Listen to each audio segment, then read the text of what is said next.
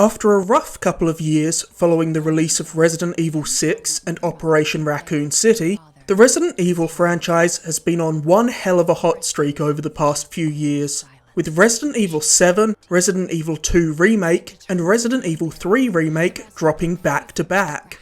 Resident Evil is one of my favourite franchises, so I've been eagerly anticipating Village since its announcement at the PS5 reveal event.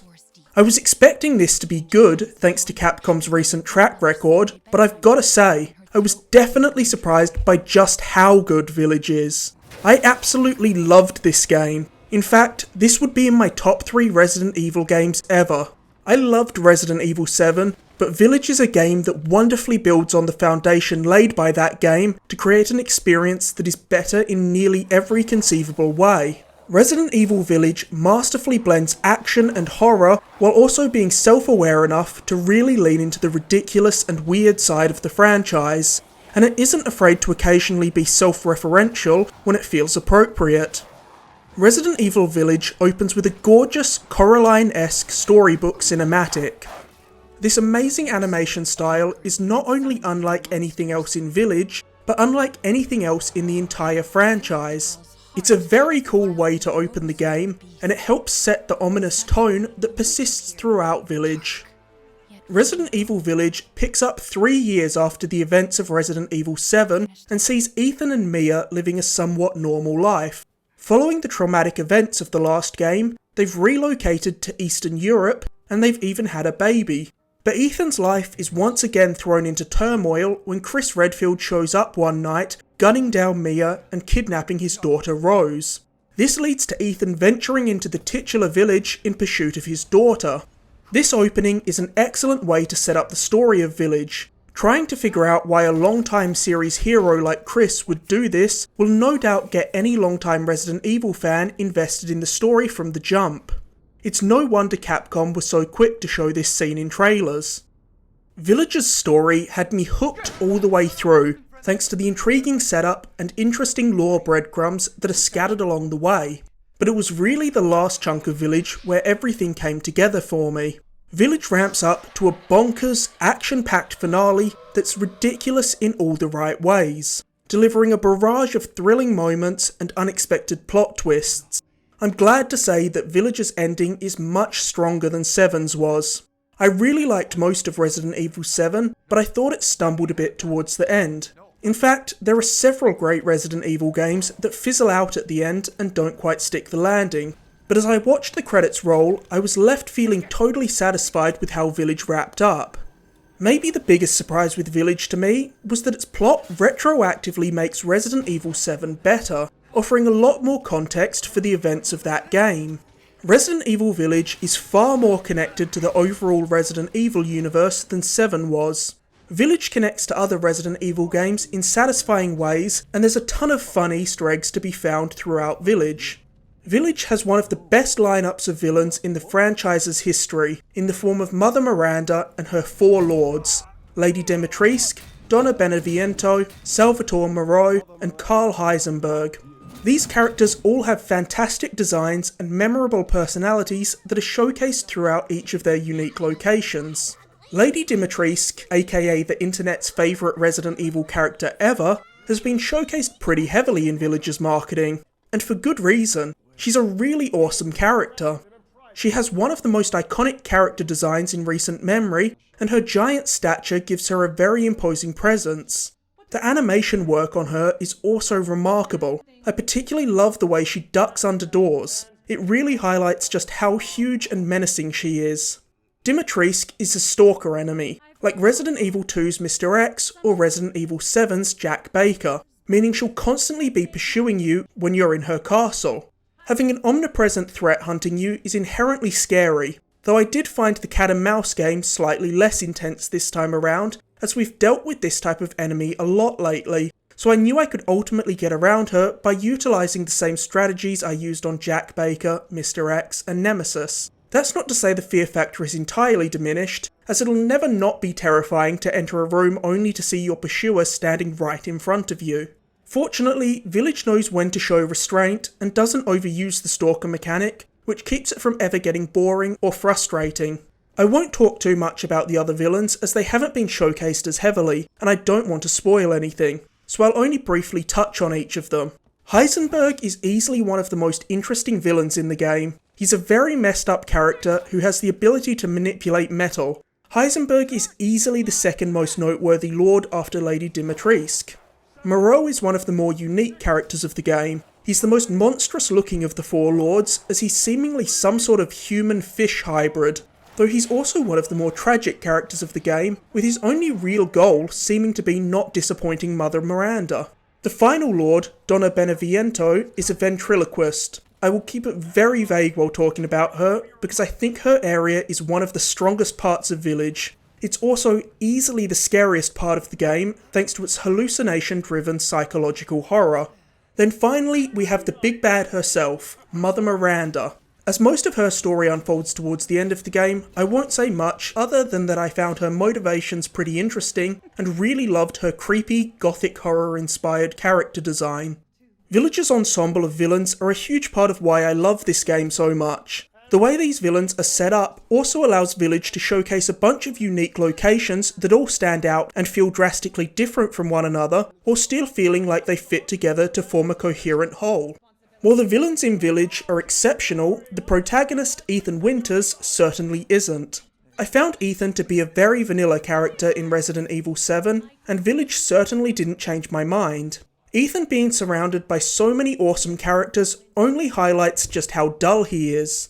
Ethan also has so many bizarre, out-of-place lines of dialogue that feel absurd even by Resident Evil standards. When you think of the lineup of iconic Resident Evil protagonists like Chris, Jill, Claire and Leon, Ethan just pales in comparison.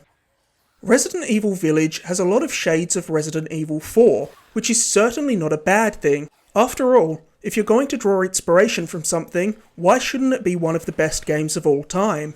The village itself and the gothic architecture found throughout the game in particular feel very reminiscent of Resident Evil 4. In fact, there's even a giant werewolf wielding a massive hammer in Village's opening fight, which feels like an analogue for Resident Evil 4's Chainsaw Man.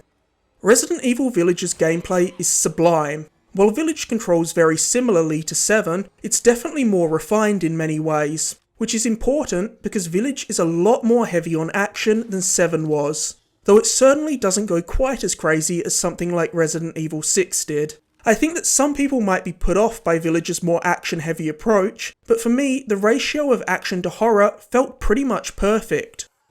Combat is a highlight of Village. Enemy encounters are intense, and there's a nice, weighty and impactful feeling to the guns. Like 7, you're able to block enemy attacks, and a well-timed tap of L1 allows you to push enemies back to give yourself some breathing room. Village's various combat arenas are wonderfully designed to allow you to vary your strategies in fights. You can barricade doors with furniture to buy yourself some time to think and prepare for an enemy encounter, and there's countless choke points for you to plant traps and stand your ground without the fear of enemies getting the jump on you from behind. There are also objects in the environment that can be used to give yourself the upper hand in combat. Bags of flour can be shot to temporarily stun an incoming attacker, and explosive barrels are ideal for taking care of multiple enemies at once. Resident Evil 7's biggest shortcoming was its lack of enemy variety. 7 replaced the series' iconic zombies with monsters called the Molded. Outside of the encounters with the Baker family, the Molded were all you really fought in 7, and it didn't take long for them to become pretty boring. Fortunately, Village is much more varied. Not only does it see the return of zombies, it also sees the introduction of lichens. This is the first time we've seen werewolves in a Resident Evil game, and I was a little apprehensive as to how they'd fit in, but I ended up really liking them. The lichens provide the most engaging battles in Village. They're fast, aggressive, and often attack in packs. This means you need to multitask and be aware of your surroundings when fighting them to ensure you don't let yourself get backed into a corner by a group.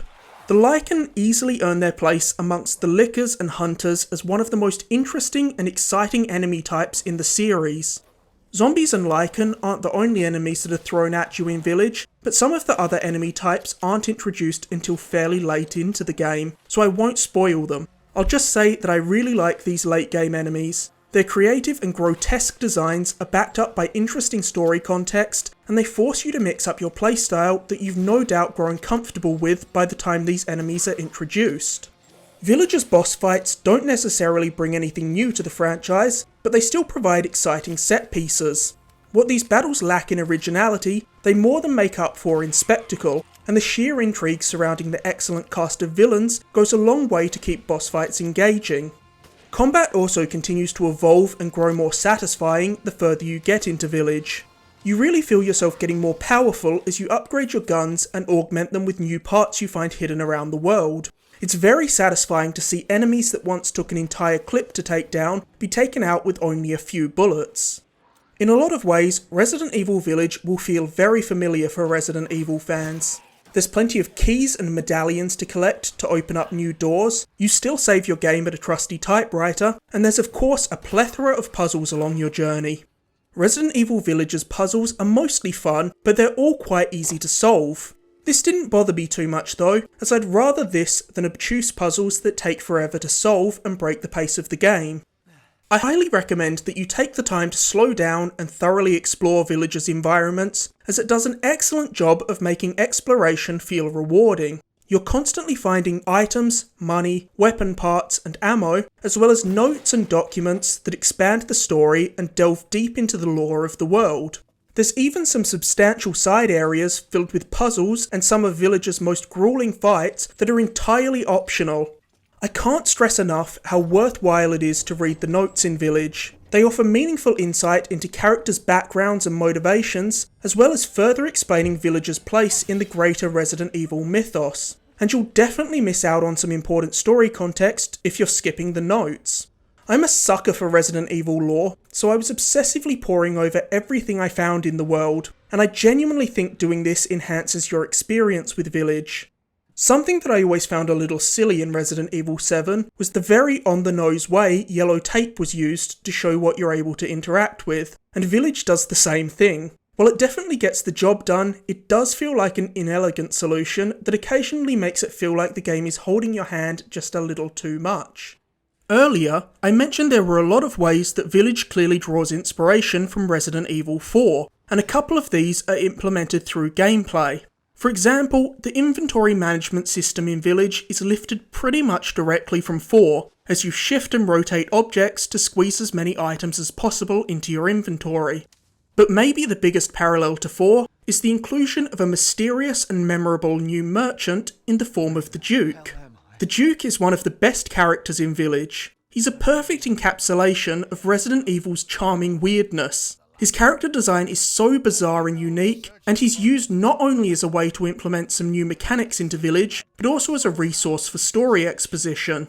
The Duke offers a range of different services. He sells and buys items, upgrades the stats of your guns, and he can even expand your inventory space or cook you meals that'll give you permanent buffs like additional health or increasing the effectiveness of your block if you bring him meat from the animals that you can hunt in the environment. A huge quality of life improvement Village makes is giving key items their own dedicated section in the inventory, meaning that they no longer take up any space. This, combined with the Duke allowing you to significantly increase your inventory capacity, allows Village to do away with item boxes, which entirely removes the busy work of going back and forth to item boxes to swap keys and weapons in and out of your inventory as you need them. You'll just have everything you need on hand at all time.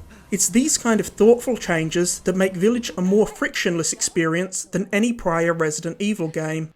I played Village on PS5 and was happy to see that it makes smart use of the DualSense controller. The light bar surrounding the touchpad allows you to look down and check your health at a glance, and the adaptive triggers lend a unique feeling to each of Village's guns. Village deserves a huge amount of praise for its near-flawless pacing. Village never drags on, but it also doesn't feel rushed, and it knows when to give you room to breathe, so that you have time to explore. It's hard to nail the pacing of any piece of entertainment, but with horror it's especially hard. But Village strikes a perfect balance of scares, action and exploration. If you're looking for a challenge, you'll want to bump the difficulty up to hardcore. I did my first playthrough on normal and found it pretty easy. I only died 2 or 3 times over the 10 hours it took me to finish Village, and I almost always had an abundance of extra ammo. Resident Evil Village has some of my favourite video game locations in recent memory. Resident Evil has a long list of iconic locations, be it the Spencer Mansion in the original game, the Raccoon City Police Department in RE2, or the Baker House in Resident Evil 7. And Village has a handful of locations that absolutely earn their place on that list. Castle Dimitris in particular is spectacular. From the Gothic architecture, to the extravagant rooms, to the dank, dimly lit dungeons below it, every aspect of the castle is not only breathtaking to look at, but exciting to explore. For me, Village wasn't anywhere near as scary as 7. Overall, it just didn't have that constant sense of tension that 7 has. But that's not to say it doesn't have its moments. In particular, the Second Lord's area is easily the scariest part of the game. It strips you of your weapons and ditches body horror and gore in favour of pure psychological terror.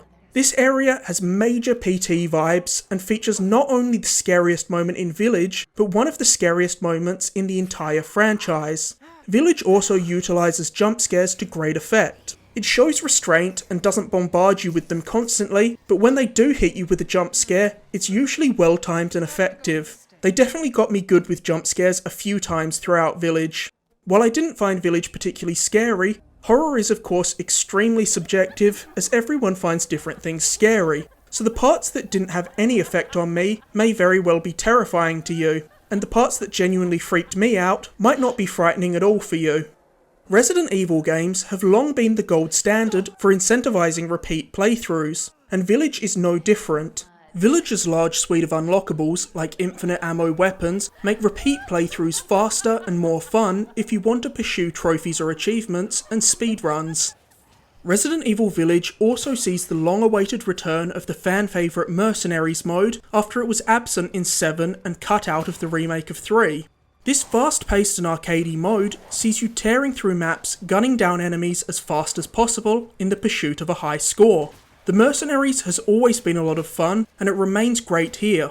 It's also a nice way to sweeten the pot and add some extra value to Village.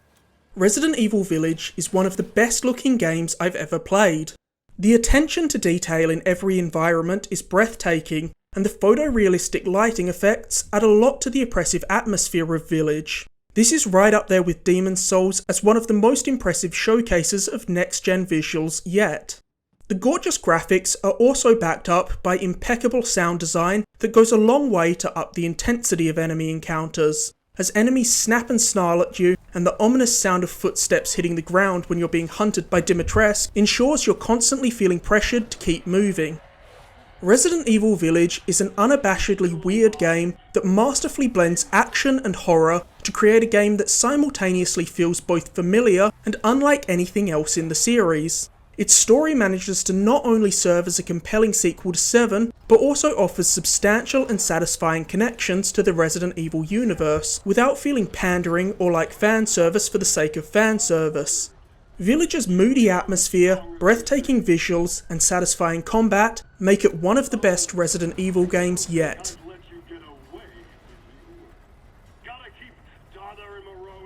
Thanks for watching. If you enjoyed this video, please like, subscribe or leave a comment, and stay tuned for lots more reviews, including my upcoming reviews of new Pokemon Snap and Returnal.